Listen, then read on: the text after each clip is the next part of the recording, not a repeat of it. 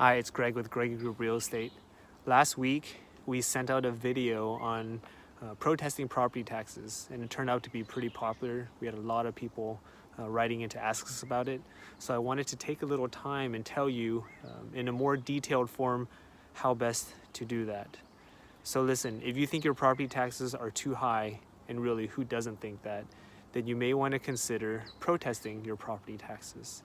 Now, how do you do that? First, the county is going to send out to you a statement of what they think your property is valued at. And they usually send that out in April, so you should get it at the very latest by May 1st. And on the back of that, there's a form to protest. If you can't find that form, you can go to the county websites, which we will link below, and you can send that form in. This is very important though. Make sure that you get it in before May 15th. In years past, it was always May 30th or May 31st, but this year it's May 15th, so make sure you get it in by then, or else you're not even going to be able to do it at all. Okay, now what you want is when you file that protest for them to come back and say, okay, let's schedule the informal hearing. If they give you a choice of informal versus formal, always take the informal. You never want the formal. We can do a whole other video on that, but I'm going to spare you the pain and suffering. So let's pretend now that you're going forth to this informal hearing. What do you want to bring with you? First, you want to bring some evidence of your property value. And what that is some comparable properties. What that means is you want properties that are, in your neighborhood, close to your house in terms of size, in terms of lot size, in terms of how old they are. And then, of course, you want to find those comparable properties, but ones that have prices that sold lower than what you're appraised for. A lot of time people don't have access to all the data, so this is when it could be really helpful to reach out to your trusted realtor.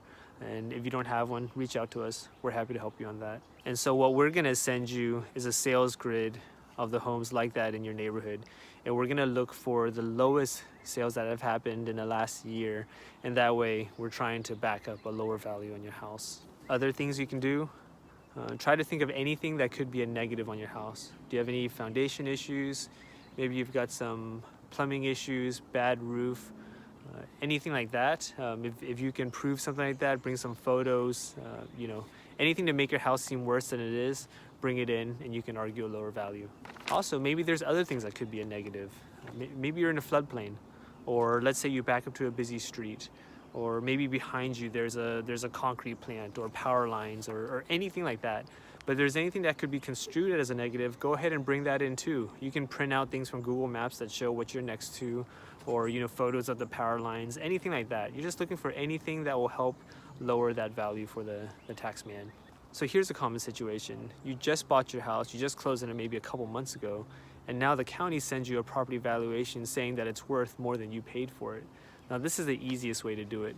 Just bring that settlement statement from when you closed on the house, bring it into the hearing, show it to them, and it will be the fastest hearing ever. They'll drop it right down to the price that you paid for it.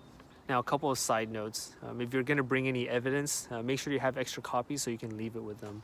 Also remember, when you go in to do your informal hearing, the county people, they're people too. So dress nice, be nice to them, be courteous, and understand that they've got a really hard job. If you can get them on your side, that'll go a long way towards getting your property taxes reduced. Also, understand that you're not arguing the tax rate at all. All you're doing is trying to prove that you have a lower appraised value, because the tax rate stays the same. As long as you get that value down, then your taxes will go down too. Thanks for joining me today. If you have any other questions about this or anything else real estate related, please feel free to reach out.